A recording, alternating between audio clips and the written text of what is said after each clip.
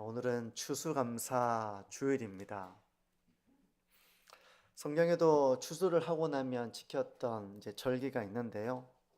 추수감사절의 유래는 잘 아시다시피 영국의 청교도들, 그 신앙인들이 신앙의 자유를 찾아서 당시 신대륙이었던 배를 타고 신대륙이었던 미국으로 가서 그곳에서 거친 황무한 땅에 정착해서 집을 짓고 농사를 짓고 그렇게 거두어들인 열매로 하나님께 감사했던 것이 바로 추수감사절의 유래입니다. 이들은 그 척박한 땅에서 처음 정착할 때 얼마나 힘들었겠습니까? 가는 동안에도 배에서 참 오랜 시간 동안 뱃길을 가면서 죽은 사람도 있었고요.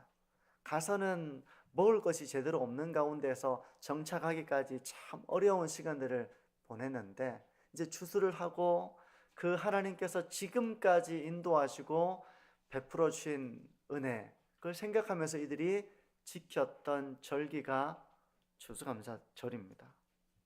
그러므로 추수감사절에 우리가 빼놓을 수 없는 주제는 바로 감사겠죠. 감사. 오늘 이 설교를 통해서 하나님 앞에 우리 모두가 참된 감사를 올려드릴 수 있기를 바랍니다. 그리고 이 예배 시간에만 우리가 감사하는 것이 아니라 우리의 일상의 삶 가운데서도 늘 감사의 삶을 살아가는 저와 우리 모든 성도님들이 되시기를 바랍니다. 오늘 우리가 추수감사절을 맞이해서 마음에 새겨보려고 하는 것은 오늘 설교 제목인데요, 우리를 향하신 하나님의 뜻입니다. 하나님의 뜻. 우리가 어떤 사람이 고맙습니까? 특히 이제 고마운 사람을 생각해 보면 나의 마음을 헤아려주고 내 뜻을 알아주고 그래서 그에 맞게 행하는 사람, 얼마나 고맙습니까? 우리 성도님들, 선물을 하기 위해서 고민해 보신 적이 있으시죠? 무슨 선물을 할까? 무슨 선물을 하면 좋아할까? 뭘 좋아할까?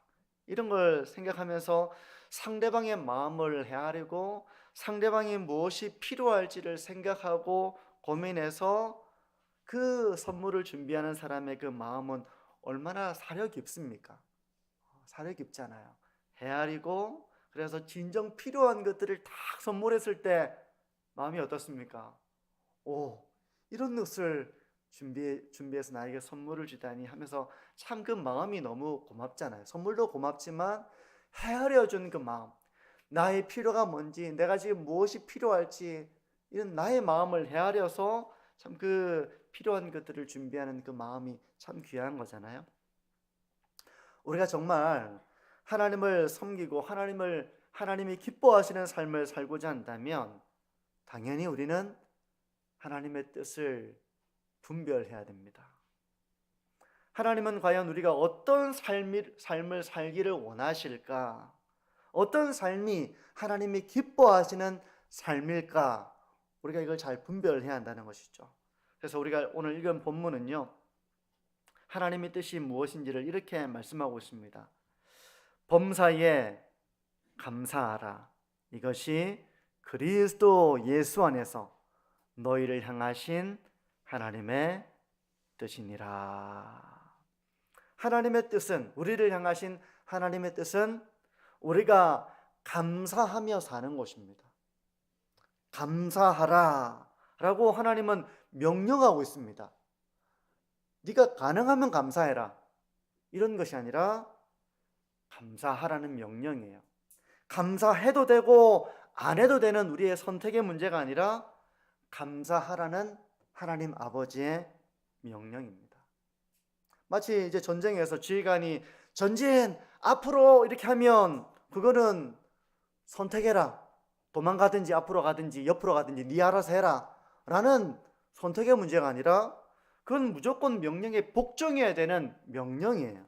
이처럼 감사도 하나님의 명령이라는 겁니다. 성도 여러분, 우리가 하나님의 명령 앞에서 우리가 행해야 될 것은 당연히 순종입니다. 존 비비어 목사님은 이렇게 말합니다. 전에도 제가 한번 인용을 했던 말씀인데요. 순종이 얼마나 중요한가를 한번 다시 되새기기 위해서 이제 인용하는데요. 이렇게 말하고 있습니다. 교회 안에서 20년간 그리스도인으로 살았고 여러 가지 성경 구절을 인용할 수 있고 수천 번의 설교를 듣고 많은 책을 읽었으면서도 여전히 영적 기저귀를 차고 있는 사람들을 보게 됩니다. 그저 마음속으로 그분의 뜻에 동의하는 것만으로는 부족합니다. 하나님의 영에 실질적으로 순종해야 합니다. 불순종한다면 아무리 그분의 뜻을 배우더라도 성숙할 수 없습니다. 우리가 정말 영적인 성숙은 순종함으로 우리가 이루어지는 것입니다. 내가 알고 있습니다. 다 아는 이야기입니다. 그러면서 행하지 않는다면 그거는 영적으로 성숙하지 못한 것이죠. 아는 건 다 압니다. 근데 그대로 사느냐, 행하느냐, 순종하느냐라고 하는 건 아는 차원의 문제보다 더 깊은 문제죠. 우리가 말씀을 통해서 깨달음을 얻습니다. 말씀을 통해서 때로 감동을 받습니다. 교훈을 받습니다. 근데 그 순간에는 내가 그렇게 살 수 있을 거라고 생각하고 그렇게 살고 싶어요. 하지만 시간이 지나면서 그 말씀의 감동과 교훈을 유지하면서 순종의 삶을 사는 것은 성숙한 자가 그렇게 살 수 있는 것입니다. 순종하지 않는 사람은 결국 머리만 커져가는 것이고요. 그 커져가는 머리로 교만에 빠지고 다른 사람들을 함부로 판단하고 정죄하고 그러면서도 자신의 들보를 보지 못하는 그런 삶으로 빠지기가 쉬워요. 순종하지 않는 삶은 그런 삶에 빠지기가 쉽습니다. 성도 여러분, 우리는 하나님 말씀에 순종해야 되는데요. 그 순종해야 될 일 가운데는 감사도 포함되어 있다는 것입니다. 한번 자신의 삶을 돌아보십시오. 이 자리에 계신 우리 성도님들은 감사를 많이 하시는 것 같습니까? 아니면 감사보다 걱정을 더 많이 하시는 것 같습니까? 하나님의 손길을 이것저것 발견해서 감사하고 찬양하고 기뻐하는 삶을 사시는 것 같습니까? 더 많이 사시는 것 같습니까? 아니면 그런 감사보다는 낙심에 빠지고 우울에 빠지는 이런 삶을 더 많이 살아가시는 것 같습니까? 하나님의 은혜를 기뻐하고 감사하고 찬송하는 삶을 더 많이 사시는 것 같습니까? 하나님, 왜 제 삶은 이렇습니까? 라고 원망하는 삶을 더 많이 살아가시는 것 같습니까? 어떻습니까? 그렇다면 오늘 이 말씀을 붙들고 이렇게 결단해 보시기를 바랍니다. 하나님, 제가 돌아보니까 참 걱정을 많이 하며 사는 것 같습니다. 하나님, 제가 걱정보다는 더 하나님의 은혜를 깨닫고 감사하는 삶을 제가 살겠습니다. 하나님, 제가 돌아보니까 참 누군가를 원망하고 참 우울하고 하나님을 원망하며 하나님께 서운한 마음을 제가 많이 가졌던 것 같은데 하나님, 제가 감사하는 삶을 살겠습니다. 그렇게 다짐해 보시기 바랍니다. 이런 하나님의 말씀을 우리가 들으면서도 또 설교를 들으면서도 감사할 게 있어야 감사를 하지 라고 만약에 생각을 한다면 그것은 하나님의 명령 앞에 불순종하는 태도이고 또 굳은 마음의 증거일 것입니다. 하나님 감사할 거를 주셔야지 감사하죠. 이렇게 생각하는 것은 하나님의 은혜를 깨닫지 못하는 마음에서 비롯된 우리의 거친 마음의 표현이라는 것입니다. 사랑하는 성도 여러분, 감사는 하나님의 명령입니다. 이 하나님의 명령 앞에서 우리가 참 감사의 삶을 실천해 나가는 저와 우리 모든 성도님들의 삶이 되시기를 축복합니다. 그러면 우리를 향하신 하나님의 뜻이 감사라면 우리는 뭘 감사해야 될까요? 지금 여러분의 삶을 다시 한번 돌이켜 보십시오. 인생이 돌이켜보면 참 기쁘고 즐겁고 좋은 일만 가득 했으면 좋겠지만 사실 인생이라고 하는 것은 그렇게 달콤하지 못할 때가 많습니다. 어느 하나 인생이 쉽다고 말하는 사람은 없을 거예요. 인생은 보통 쓰다고 표현이 많이 되고요. 인생을 비유한다면 그 인생은 메마른 광야에 비유가 되곤 합니다. 그만큼 인생이 어렵다는 것입니다. 아담과 하와가 범죄한 이후에 어떻게 됩니까? 에덴 동산에서 추방을 당하게 됩니다. 낙원을 잃어버리게 됩니다. 인생은 바로 이 낙원에서 아무런 어려움 없이 위험 없이 풍성하게 누리는 것이라기보다는 바로 인생은 광야를 걸어가는 것처럼, 광야에서 목마름과 배고픔을 경험하는 것처럼 바로 지치기 쉽고 어려움에 직면하고 참 그렇게 고단한 것이 우리 인생의 현 주소인 경우가 참 많습니다. 이 자리에는 여러 연령대의 성도님들이 앉아 있습니다. 초등학생은 인생이 마냥 즐거울까요? 그렇지 않을 것입니다. 저도 돌이켜보면 초등학교 때 걱정을 왜 그렇게 많이 했는지 모르겠어요. 걱정이 참 많았던 것 같아요. 두려움도 참 많았던 것 같습니다. 그럼 청소년기가 되면 괜찮은가? 청소년기가 되면 이제 생존 경쟁에서 살아남아야 한다고 그런 세상의 메시지를 듣는 것 같아요. 그래서 어쨌든 경쟁하며 살아남으려고 발버둥 치는 법을 배워나가는 것 같습니다. 자연스럽게 그렇게 되는 것 같아요. 이제 청년이 되면 어른이 되는 거니까 빨리 어른이 되고 싶다고 생각했지만 막상 어른이 되면 어떻습니까? 우리 청년들도 있는데요. 청년이 되고 나서 이제 어른이 성인이 되고 나면 마냥 이제 내 마음대로 살아도 된다라고 하는 이 즐거움과 자유만 있는 것이 아니라 이제 내 삶에 대해서 내가 책임을 져야 되는 거구나 라고 하는 그 무거운 책임 앞에 서게 되는 것입니다. 또 장년기가 되면 왜 그렇게 시간이 빨리 갑니까? 왜 그렇게 인생이 고단합니까? 그렇게 바쁘게 분주하게 정신없이 살아가다 보면 어느 순간 나이가 듭니다.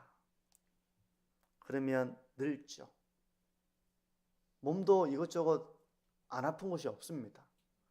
이 자리에 계신 모든 성도님들이 다 몸이 아프실 거라고 생각합니다. 관절도 안 좋고 소화도 잘 안 되고 먹으면 이제 예전에는 막 왕성하게 활동하면서 다 소화를 시켰는데 이제는 뭐 콜레스테롤도 생기고 혈압도 생기고 이것저것 아픈 것도 많고 노화가 진행되고 그러면서 약함을 경험하고 병을 얻게 되고 그러면서 늙어가는 것이 노년의 삶입니다. 예외가 있습니까? 예외가 없죠. 이렇게 보자면 인생이라고 하는 것은 얼마나 피곤하고 고단하고 힘든 것입니까? 그래서 시편 90편에서 모세는 이렇게 고백을 했습니다. 잘 아시는 말씀인데요. 자주 인용하게 되는 것 같아요. 우리의 연수가 70이요 강건하면 80이라도 그 연수의 자랑은 수고와 슬픔뿐이요 신속히 가니 우리가 날아가나이다. 많이 살아오면 살아올수록 그만큼 그 사람이 수고를 많이 한 것이고 슬픔을 많이 겪은 것이다. 인생이라고 하는 것이 그렇게 수고와 슬픔이 많다는 그런 모세의 고백인 것입니다. 그러면 이런 인생 속에서 우리는 뭘 감사해야 하겠습니까? 하나님의 명령이니까 마음은 괴롭고 힘든데 명령이니까 어쨌든 감사를 해라고 하니까 마음은 없지만 감사합니다. 이렇게 하라는 하나님의 말씀이겠습니까? 하나님이 우리에게 바라시는 것은 그런 겉모습이 아닙니다. 잘 아시는 것처럼. 나는 우울한데 행복하다 스스로에게 이렇게 최면을 걸어가지고 맹목적으로 감사의 삶을 살라고 하는 말씀도 아니에요.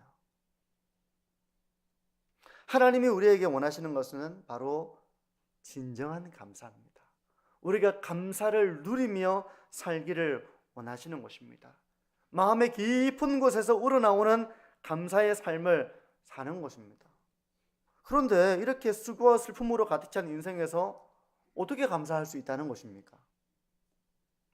오늘 본문은 이렇게 말씀하는데요. 범사에 감사하라. 범사라고 하는 것은 모든 일에 감사하라는 의미잖아요. 모든 일에 감사하라. 여기에는 내가 정말 바라는 일도 포함되어 있지만 내가 바라지 않는 일, 내가 원치 않는 일, 이 일은 일어나지 않았으면 좋겠다고 생각하는 그런 일도 포함되어 있습니다. 범사라고 하는 것은. 근데 그런 일들 가운데서도 감사하라는 것입니다. 이 의미를 곰곰이 생각해 보면 참 이 말씀이 만약에 이런 말씀이라면 훨씬 우리가 이해하기 편할 것 같아요. 인생에는 수고도 많지 슬픈 일도 많을 거야. 그래도 때로는 오아시스를 만나서 물을 마실 때도 있잖아. 그럴 때는 감사해야 된다. 이렇게 만약에 말씀하시는 거라면 우리가 납득이 됩니다. 맞아. 슬픔도 있고 고단함도 있고 어려운 일도 있지만 그래도 좋은 일도 있잖아. 하나님께서 이런 일도 우리에게 허락해 주시잖아. 그럴 때는 감사해야지 라고 하는 말씀이라면 우리가 납득이 되는데, 범사에 감사하라고 하니까, 모든 순간 모든 일에 감사하라고 하니까 이게 참 어떻게 이 말씀을 우리가 이해해야 될지, 이거 어떻게 납득해야 될지 이런 묵상과 고민에 빠지게 되는 것이죠. 우리가 보기에는 전혀 감사가 안 되는 그런 순간도 있을 것입니다. 너무 슬프고 너무 괴롭고 너무 우울한 그런 순간도 있을 거예요. 어떻게 감사합니까? 범사에 감사하라고 하나님은 명령하시는데 우리가 어떻게 이런 삶을 살 수 있습니까? 그래서 저는 오늘 여러분들에게 범사에 감사할 수 있는 비결을, 성경적인 비결을 하나 말씀드리려고 하는데요. 여기서 범사에 감사하기 위한 중요한 비결은 무엇인가 하면, 나의 관점에서 감사의 제목을 찾는 것이 아니라 하나님의 관점으로 감사하는 것입니다. 얼마 전에 제가 이 사도 바울이 육체의 가시로 고통을 겪던 그 일을 우리가 이제 고린도 그 말씀을 살펴봤는데요. 바울은 도저히 감사하기 어려웠습니다. 육체의 가시 질려보신 분은 알겠지만 이게 찌르면 너무 고통스럽잖아. 성가시고 이것만 없으면 내가 좋겠다라고 생각하는 것이 가시이기 때문에 가시가 있어서는 도저히 감사하기가 어렵습니다. 하지만 바울은 그 가시를 통한 하나님의 계획과 섭리를 깨닫게 되죠. 바로 이 가시는 나를 찌르는 고통을 주지만 이 가시를 통해서 하나님은 나를 겸손하게 하시고, 이 가시를 통해서 나를 연약한 가운데 기도하게 하시고, 이 가시를 통해서 하나님의 강하심을 경험하도록 하기 위한 하나님의 섭리라는 것을 바울은 깨닫게 됩니다. 나의 관점에서는 찌르는 것이고, 나의 관점에서는 아프게 하는 것이고, 나의 관점에서는 고통스러운 것이고, 나의 관점에서는 없어져야 할 것이지만 하나님의 관점에서 볼 때 이 가시는 나를 겸손하게 하고 나를 기도하게 만들고 나로 하여금 하나님의 강함을 경험하게 만드는 그런 은혜의 통로가 되었다는 것입니다. 바울의 감사는 바로 이 하나님의 관점에서 이 가시를 보기 시작하면서 그는 감사하게 된 거예요. 성도 여러분, 우리가 모든 일에 감사하려면 우리의 관점을 내려놓아야 됩니다. 내가 볼 때는 이래야 되는데 하나님 왜 이렇습니까? 내가 볼 때는 이렇게 돼야 되는데 하나님 이렇게 해 주십시오 라고 하는 우리의 관점 대신 하나님의 관점으로 바라보는 훈련을 해야 됩니다. 성도 여러분, 한번 생각해 보십시오. 다 지난번에도 우리가 이 말씀을 묵상한 것처럼 우리의 삶 가운데는 가시와 같은 것들이 있을 것입니다. 나를 찌르는 것들, 그런 인생의 문제들, 때로는 사람과의 관계 속에서 이런 가시와 같은 아픔을 겪기도 하겠죠. 하지만 그게 바로 우리를 온전하게 하시려는, 우리를 겸손하게 하시려는, 우리로 하여금 기도하게 하시려는, 하나님의 능력 가운데 살게 하시려는 하나님의 손길이라는 것을 바라보는 믿음의 안목을 가지시기를 바랍니다. 만약 쌀가마니를 누가 준다고 하면 생각해 보십시오. 이거 지고 가세요 하면 무겁다고 불평하실 분이 있으시겠습니까? 한 개도 무거운데 지금 2개를 메고 가라고? 이렇게 하실 분 계시겠습니까? 3개? 지금 나보고 죽으라는 거야? 이렇게 얘기하실 분 계시겠습니까? 돌아갔다 오는 길이 있어도 4가마니든 5가마니든 많으면 많을수록 그걸 좋아하지 않겠어요? 그런 것입니다. 무거우면 무거울수록 더 많은 쌀을 가지고 갈 수 있으니 기쁜 일이 되는 것처럼 우리 인생의 고난조차도 그것은 우리를 괴롭게 만들고 우리를 우울하게 만들고 우리를 불행하게 만들기 위한 시련이 아니라, 고난이 아니라 결국은 우리를 더 온전하게 하고 겸손하게 하고 하나님의 능력을 체험하도록 하기 위한 하나님의 손길이라는 것을 우리가 안다면, 그것이 무겁더라도 우리는 기쁨으로 그것을 여길 수가 있어야 한다는 것입니다. 그게 바로 하나님의 관점으로 주어진 현실을 바라보고 감사하는 것입니다. 성도 여러분, 우리의 관점을 가지게 되면 우리는 불행하다고 느끼기가 쉽습니다. 우리의 관점으로 현실을 바라보면 우리는 낙심하기 쉽습니다. 우리의 관점으로 바라보면 우리는 걱정하기 쉬워요. 우리는 우울해지기 쉽습니다. 하지만 그럴 때마다 하나님의 관점으로 주어진 현실들을 바라보며 그것이 장차 어떻게 하나님이 나를 빚어나가시는 과정이 될지를 기대하는 눈으로 본다면 지금 있는 이 모든 일들은 결국은 우리를 온전하게 하는 하나님의 손길이 될 것입니다. 이렇게 바라보면 우리는 감사할 수 있는 거예요. 이제 오늘 말씀을 정리하는데요, 하나님께서 우리에게 감사하라고 명령하시는 이유는 뭐겠습니까? 왜 이런 명령을 주셨을까요? 나는 네가 감사하기를 바란다. 가능하면 감사해야 돼 라고 말씀하지 않으시고 감사하라, 범사에 감사하라, 끝입니다. 그냥 끝이에요. 더 이상 덧붙여지는 말이 없습니다. 감사하라는 것입니다. 왜 하나님은 감사하라고 명령하셨을까요? 제가 이 이유를 곰곰이 생각해 봤습니다. 그것은 바로 우리가 행복하게 살기를 바라시는, 우리가 기쁘게 살기를 바라시는 아버지의 마음 때문이 아닐까 하는 그런 저는 마음이 들었어요. 가족들과 함께 식사하는 자리에서 제가 참 맛있는 음식, 좋아하는 음식을 먹으면서 아이들에게 먹어보라고 권할 때가 있습니다. 있으시죠? 있으실 거예요. 근데 저도 어릴 때는 이제 반찬을 좀 가렸거든요. 이게 막 이상하게 생겼다든지 이게 그러면 이제 이걸 잘 안 먹잖아요. 잘 안 먹게 되는데, 근데 그래도 어떻게 합니까? 먹어보라고 권하게 되죠. 너무 좋은 거니까, 너무 귀한 음식이니까, 맛있는 거니까 먹어보면 아는데 보는 것과 달리 너무 맛있을 거야 이런 마음이 들어서 이걸 먹어보라고 권합니다. 왜 권합니까? 괴롭히려고, 골탕 먹이려고. 먹어봐 이렇게 하는 게 아니잖아요. 네가 이걸 먹어보면 이 맛이 얼마나 맛있는지 알 텐데, 보기에는 이렇지만 정말 건강에도 좋고 맛도 정말 좋아, 먹어봐. 이렇게 하는 이 말에는 정말 행복하기를 바라는, 이 맛을 느껴보기를 원하는 그런 부모의 심정 때문에 이제 그런 권함을 하게 되는 것이죠. 무겁게 하려고, 골탕 먹이려고, 괴롭히려고 그렇게 먹어보라고 하는 것이 아니라 행복하게 해주고 싶어서 그렇게 하는 것입니다. 성도 여러분, 우리가 감사하며 살라는 것도 바로 우리가 그런 감사를 느끼면서, 감사를 경험하면서 참 기쁘게 살아가도록 하기 위한 하나님 아버지의 마음인 줄 믿습니다. 그래서 감사하라는 것입니다. 그래서 모든 순간에 우리가 감사하는 법을 배워야 됩니다. 때로 인생의 어려움 속에서 시련을 겪을 때도 있잖아요. 어려움을 겪을 때도 있습니다.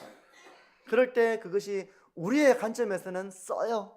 우리의 관점에서는 아프다, 찌른다, 그렇게 우리는 그것을 싫어할 수 있습니다.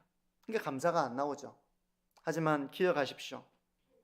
그것은 바로 하나님이 우리에게 허락하신 것이며, 비록 가시와 같이 찌르지만 그것을 통해서 우리를 겸손하게 하시고, 우리를 기도하게 하시고, 하나님 앞에 엎드리게 하시고, 하나님의 강하심을 경험하도록 하기 위한, 우리를 더욱더 연단하여 하나님의 온전함으로 세우기 위한 그런 가시와 같은 것이라는 것을 믿으시는 저와 우리 모든 성도님들이 되시기를 바랍니다. 그래서 믿음이 귀한 것입니다. 하나님께서 믿음을 그렇게 귀하게 보시는 것은, 하나님 그런 거 어디 있어요?